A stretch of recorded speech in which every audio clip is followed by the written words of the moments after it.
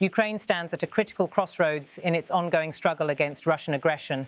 The conflict, now stretching beyond 3 years, has transformed from a sudden military invasion into a protracted war that has reshaped not only the security landscape of Eastern Europe, but also the global geopolitical and economic order.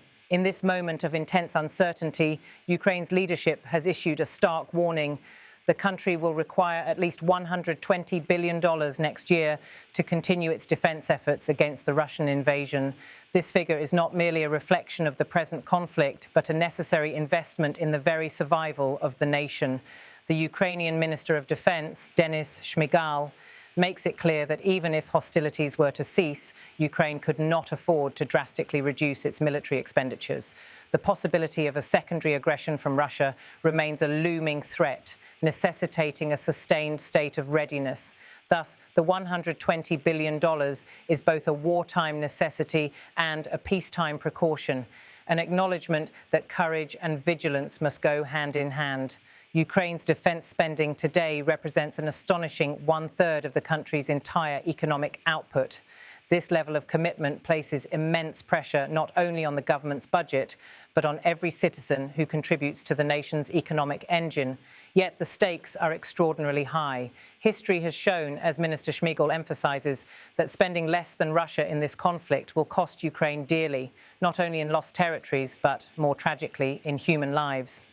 The economy of war is a brutal calculus where every dollar counts and where financial exhaustion among taxpayers, both within Ukraine and among its international supporters, is an ever-present challenge. After more than 3.5 years of sustained conflict, the patience and resources of many donors are tested to their limits. In this context, Ukraine's leadership supports innovative and sometimes controversial strategies to secure necessary funds. One such proposal, championed by Ukrainian officials, is the confiscation of Russian assets held abroad. This measure reflects a pragmatic approach to financing defense in the face of dwindling goodwill and rising global economic uncertainties. Western allies have played a pivotal role in providing tens of billions of dollars in financial assistance, helping to stabilize Ukraine's economy and bolster its military capabilities. However, the gap between what is needed and what is currently available remains vast. This funding is not merely a donation, it is a strategic investment in regional security and the preservation of international norms. The economic toll of the war extends far beyond the military sphere. Cities have been devastated, infrastructure crippled, and millions of civilians displaced or forced to rebuild their lives amidst uncertainty. Energy supplies have been disrupted, trade routes rerouted, and the overall economic fabric strained to the breaking point. Against this backdrop, Ukraine's call for support is also a call for solidarity, not just from governments, but from people around the world who believe in the principles of sovereignty, democracy, and peace. The geopolitical implications of Ukraine's financial needs are profound. Russia, with its vast natural resources and state-controlled economy, sustains a prolonged campaign that few countries could match without significant hardship. Ukraine, smaller and economically less endowed, relies heavily on external support to level the playing field.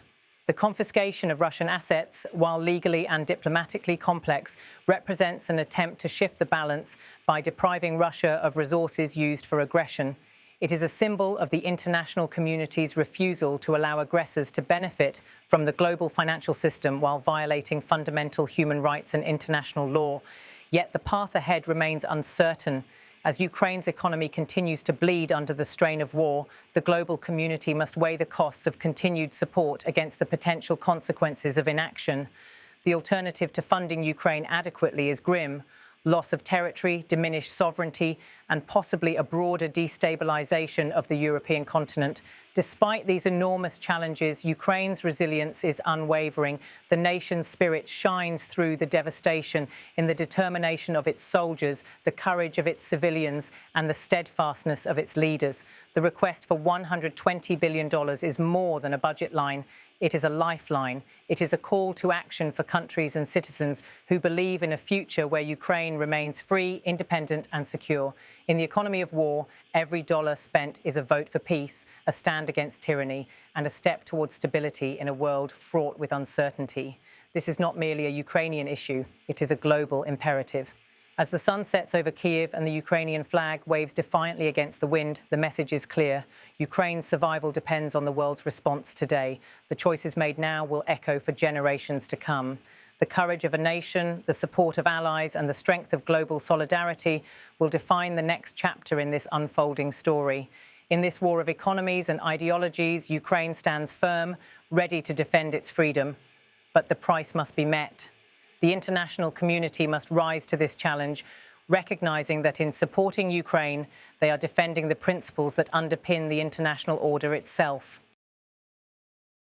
I should say that if the war will continue, we will need, as a minimum, I should say that if the war will continue, we will need a minimum of $120 billion for the next year. If the war will stop, we will need a not much lower amount just to fulfill our courage, just to keep our army in good form in case of secondary aggression from the Russian side. So in any way, we are speaking about money, about the economy of war. In any way, we are speaking about money, about economy of war. Economy of war demonstrates that if we spend less money than Russia, then we begin paying by our territories and, most importantly, by our lives.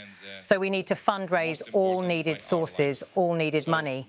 We understand that after 3.5 years, many taxpayers are exhausted, are tired by spending such a huge amount of money. So because of this, I support fully the idea of which Roxolana sounds, the confiscation of Russian assets. So because of this, I support fully idea of which Roxolana sounds, it's confiscation of Russian assets. Maybe not